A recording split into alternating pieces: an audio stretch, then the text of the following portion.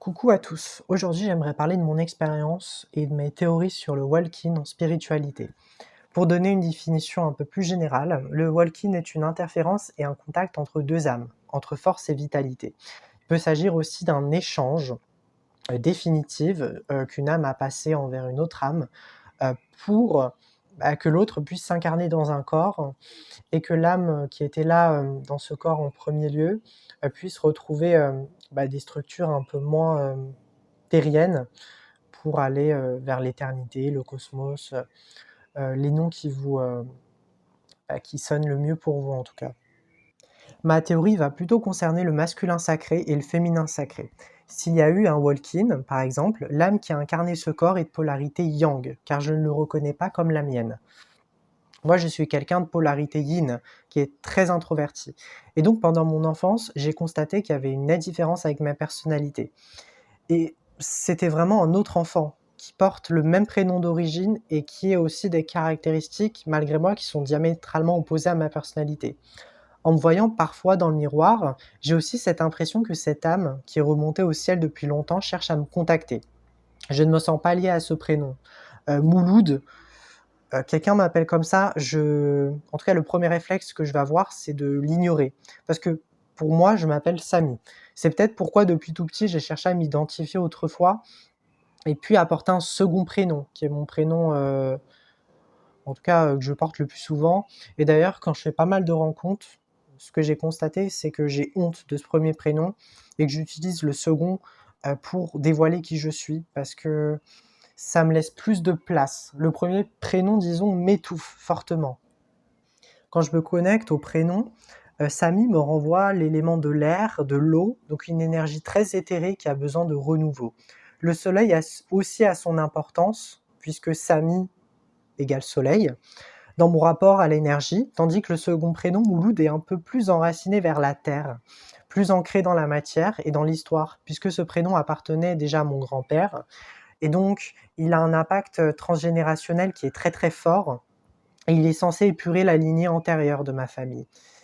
Donc quand je repense à ce prénom, j'ai l'intime conviction déjà que je ne l'ai pas choisi de mon libre arbitre. Je sais qu'une âme choisit son prénom, mais quand tu as, disons, une force qui pousse, en tout cas qui pousse un esprit à changer totalement d'identité, c'est que ça fait quand même partie de son plan d'incarnation et de son processus de guérison et peut-être d'évolution. Donc porter deux prénoms, pour moi, c'est deux missions spécifiques. Une mission déjà de reconnaissance par rapport à son passé, et une autre mission pour aller de l'avant, pour essayer de se construire à travers un passé, je pense, qui a été très traumatique, très souffrant, un passé de rejet, de discrimination, surtout par rapport à la communauté musulmane, il me semble. Et c'est un défi également pour mon âme, d'essayer de surpasser toutes ces attentes qui sont le mariage, faire des enfants, ce qu'une société attend de nous tout simplement pour correspondre à ce que mon âme, en tout cas à mon âme, vibre le plus fidèlement possible. Une âme, elle n'a pas d'étiquette, donc elle n'attend rien du tout. C'est ça que vous comprenez pas, je pense, pour la plupart. Le prénom Mouloud ne me caractérise pas du tout, je le trouve honnêtement très limitant et très honteux. C'est dur à dire car c'est un nom qui est censé honorer mes aïeux, euh, plus spécifiquement mon grand-père. Pourtant, j'ai vraiment la sensation d'être une copie ratée de quelqu'un ou de quelque chose qui est laissé à l'abandon. Et là, ça fait beaucoup référence à la mort de mon grand-père, qui est décédé suite à un accident pendant qu'il faisait des travaux, donc il était architecte. J'ai conscience de l'impact des prénoms dans les schémas déjà d'un individu, et c'est pour cela que je refuse qu'ils déterminent mon identité et mes relations à venir.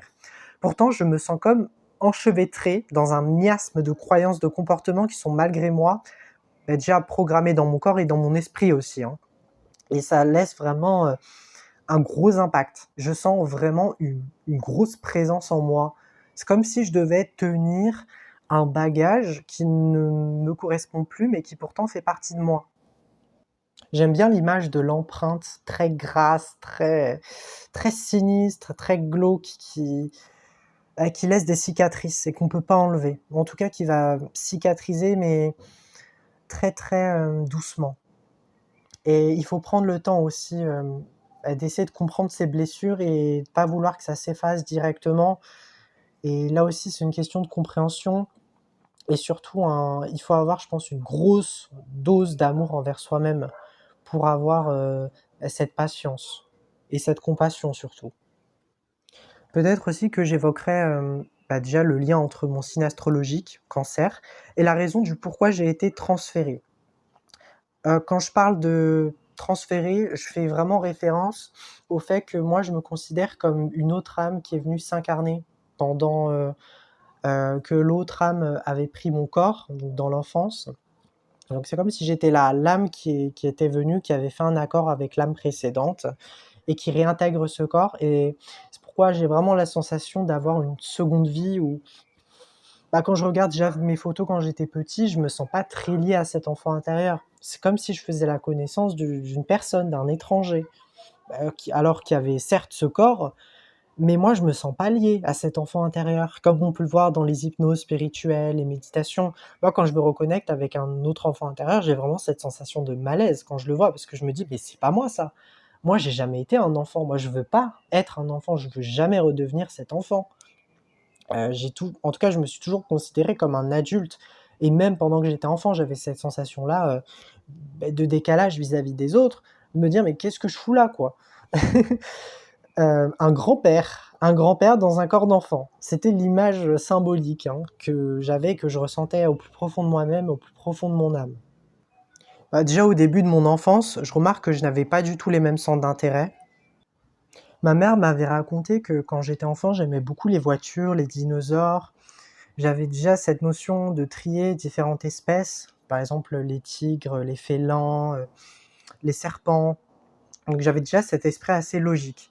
Pourtant, je détestais les doudous, donc des jouets qui ne me renvoyaient que de la mollesse, de la paresse. Je pense que j'avais déjà un sacré caractère, hein, faut se le dire. Alors je le dis car je me sens très connecté à cette âme, et j'aime volontiers utiliser la métaphore du jumeau perdu. Donc c'est mon jumeau perdu qui est une âme dans des sphères élevées et qui partage beaucoup de points communs avec mon âme, dans d'autres plans subtils. Et ces moyens d'interagir dans l'au-delà, qui partagent beaucoup de points communs, hein, avec mon âme. À contrario du monde terrestre, je trouve personnellement que c'est beaucoup plus facile, d'interagir, avec une autre âme, même si on est incarné. Déjà, c'est beaucoup plus fluide et ça nécessite aucun effort. Les 2 âmes peuvent se lire comme une myriade, au-delà. J'aime aussi l'image des pages de livres. Elles peuvent lire leur contenu sans les ouvrir. Cette autre âme qui a quitté mon corps pendant mon enfance, je pense suite à un traumatisme très intense, a décidé de rompre son contrat. Peut-être qu'elle avait déjà un contrat défini, hein. Je ne le saurais jamais, mais en tout cas, c'est comme s'il y avait une partie de moi ou d'une autre âme, qui s'était fissurée à tout jamais, et qui retrouve, Dieu, la source, et que moi je me sentais impuissant face à cet événement-là, et c'est comme si on m'avait obligé à honorer une mission, à continuer, à la suite de la vie de ce corps, de cet esprit-là, pour en faire quelque chose, parce qu'il faut bien continuer après un traumatisme. On peut pas, mourir d'une crise cardiaque ou être figé, et c'est triste à dire, mais je pense que pour moi, ça serait vraiment la meilleure des choses. Et je me dis: «Mais qu'est-ce que je fous là?» J'ai vraiment ce genre de pensée parfois, et c'est pour ça que je me sens tellement différent, je me sens tellement dans l'injustice. Je me suis même surpris parfois à prier le ciel, pour qu'il m'enlève à cette vie-là, parce que je sais au plus profond de moi-même que le monde des étoiles offre une richesse, mais encore plus impressionnante qu'ici sur terre. OK, la terre est belle, il y a des animaux, il y a des espèces, on expérimente l'amour, le partage, mais on expérimente aussi la haine, on expérimente aussi la tristesse, tous ces éléments négatifs qui font qu'au bout d'un moment, voilà quoi, c'est lourd, on va pas se le cacher. Alors que là-haut, tout est amour. Alors, je sais, il y en a certains qui vont me dire qu'il y a quand même des esprits maléfiques, mais quand vous vibrez amour, vous êtes sur un plan vibratoire supérieur, et donc, par essence, il vous est presque impossible d'interagir avec, ce genre d'esprit qui erre dans le bas astral. Cette âme qui se trouve là-haut, j'aime beaucoup utiliser cette image de jumeau parce que je sens que c'est comme un coéquipier qui me soutient dans l'au-delà. Et même quand j'ai eu des pensées suicidaires, j'ai eu cette sensation que quelqu'un essaie de m'épauler, de me dire, «Courage, tu vas affronter cette épreuve, tu vas faire que voilà, tu vas continuer à vivre». Mais en même temps, je sentais que j'avais irrésistiblement le besoin de le rejoindre pour me reconnecter à cette âme. Et je sens même au plus profond de mon cœur que ça a été mon âme sœur dans une autre vie et qu'on a eu beaucoup d'expériences. Je dis pas ça sous le coup de la folie parce que certains, peuvent me dire: «Ouais, mais tu vas un peu trop loin dans tes discours». Mais moi je le sens au fond de ma poitrine que c'est pas un hasard, que même dans mes théories les plus farfelues, le fait qu'à chaque fois, je m'imagine avec un jumeau, un double de moi-même avec une apparence, mais une personnalité très différente, quelqu'un de très sociable, de yang, d'où cette âme, qui est un peu plus extravertie, je pense, si on peut le catégoriser comme ça d'un point de vue humain. Tout ça n'est pas anodin. Pour moi, c'est une clé de compréhension pour me permettre déjà de me connaître et de me dire, que si j'existe, si j'ai décidé de m'incarner, pendant l'enfance, quand j'avais 4-5 ans, c'est qu'il y a des choses à travailler sur moi et que cette âme, elle a peut-être décidé, de se réincarner dans un autre corps. J'aimerais aussi parler de l'enfant intérieur. Donc dans mon cas, je suis cet enfant intérieur qui n'a jamais eu l'impression de grandir et d'avoir eu une reliance par rapport à son enfance. J'ai 2 enfants intérieurs, l'un qui n'est pas moi, mais que je dois transmuter et guérir, sans doute des traumatismes que la première âme a subis, et le second qui n'a pas pu s'exprimer et prendre la place qui lui allait.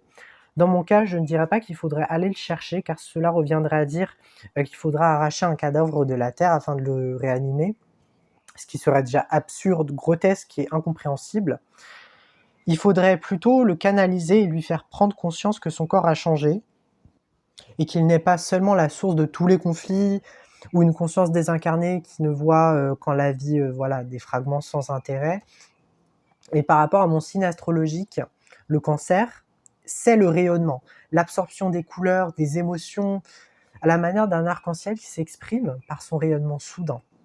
La sphère émotionnelle est assez développée, contrairement à l'aspect intellectuel, et l'introversion ne fait, je pense, que soulever et accentuer ces différences. Je parle de l'introversion, car cela a une importance très cruciale dans ma vie, que j'ai choisie aujourd'hui, en tant que Samy, en tant que Mouloud. Je peux même utiliser le premier prénom, hein, parce que c'est pas que je me sens mal à l'aise, mais que le deuxième me convient le plus.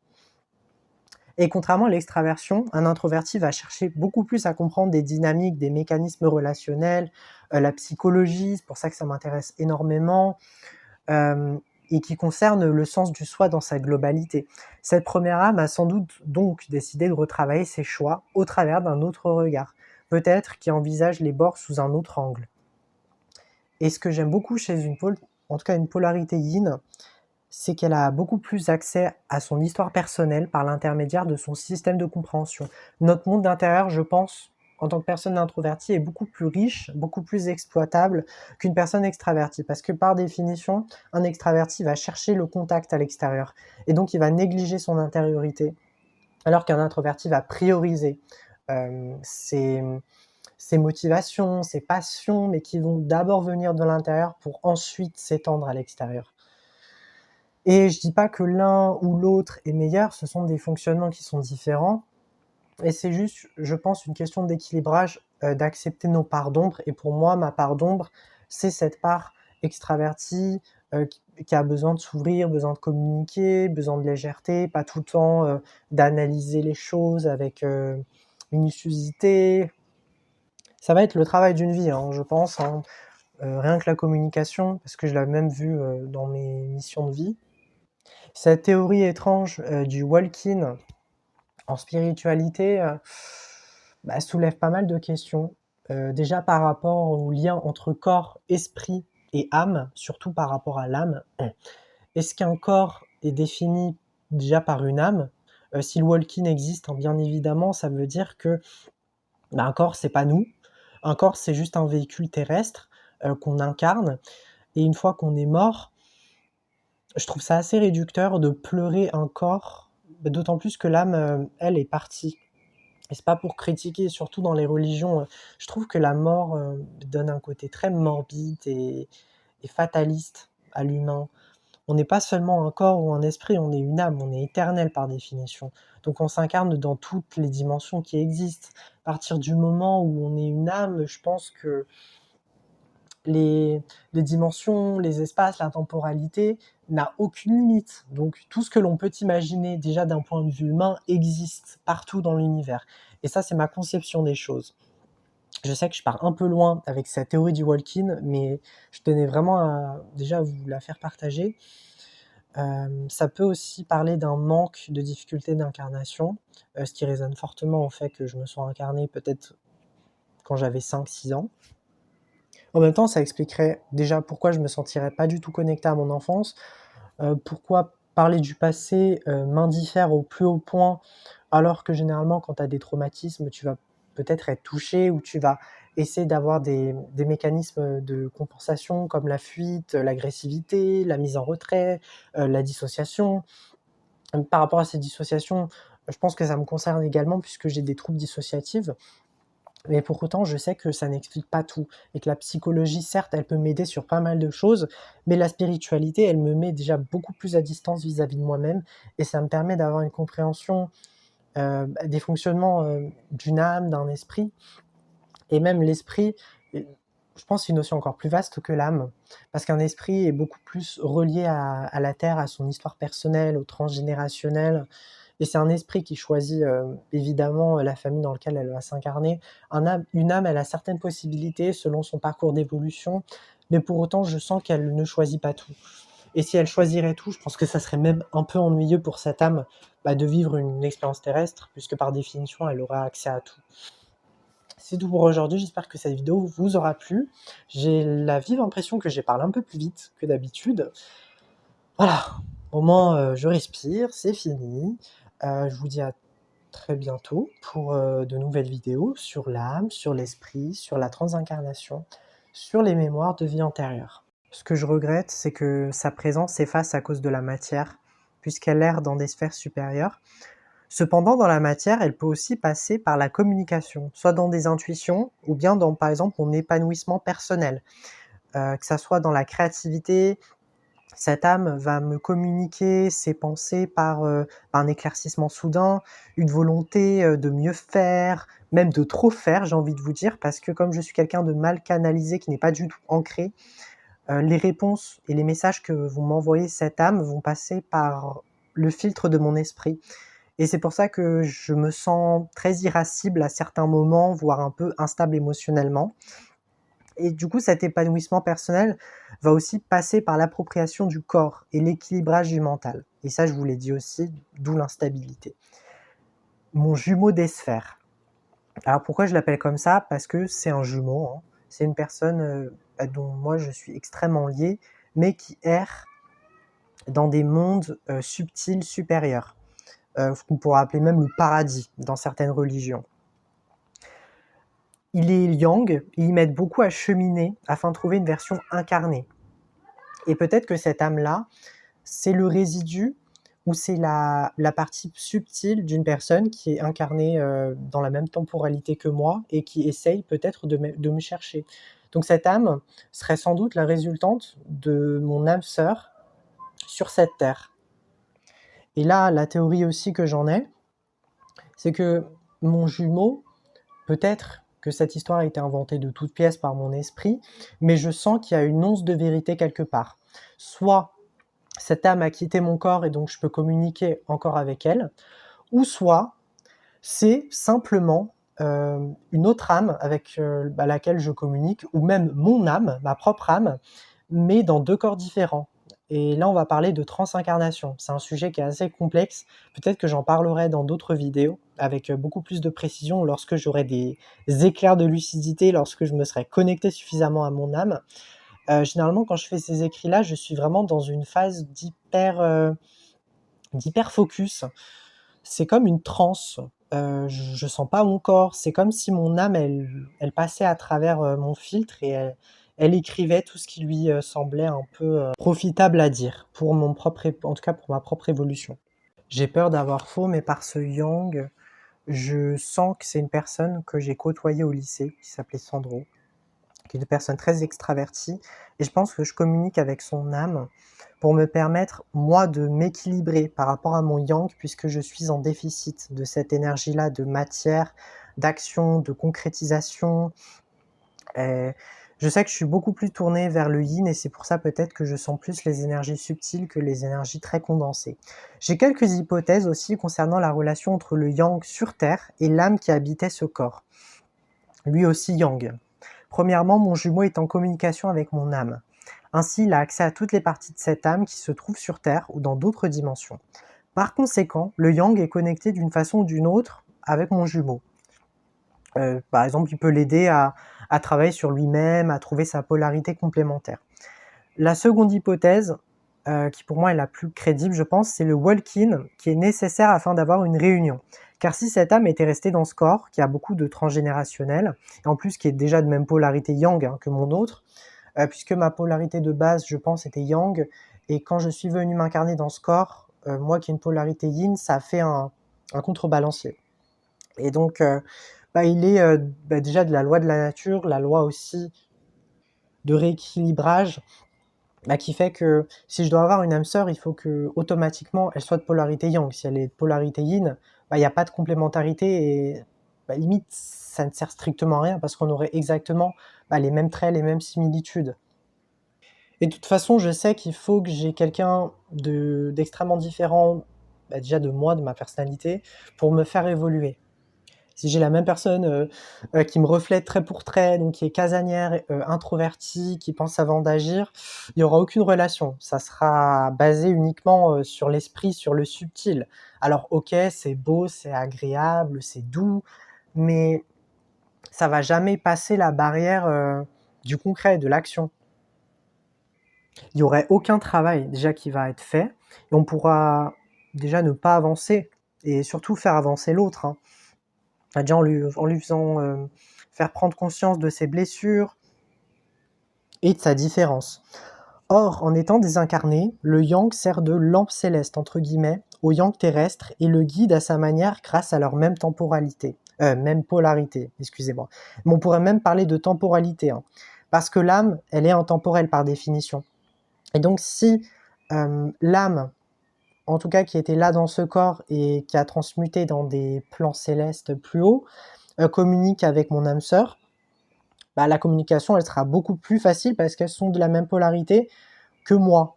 Mais j'ai aussi cette, du coup cette aisance à communiquer avec une âme parce que je gère dans les sphères subtiles et que comme je suis une personne qui est beaucoup plus sur la pensée, beaucoup plus sur l'intellect, l'imagination, la procréation, avant la décision et l'ancrage, je suis beaucoup plus apte de laisser mon inconscient parler et donc à prendre des messages que mon âme a décidé de me partager.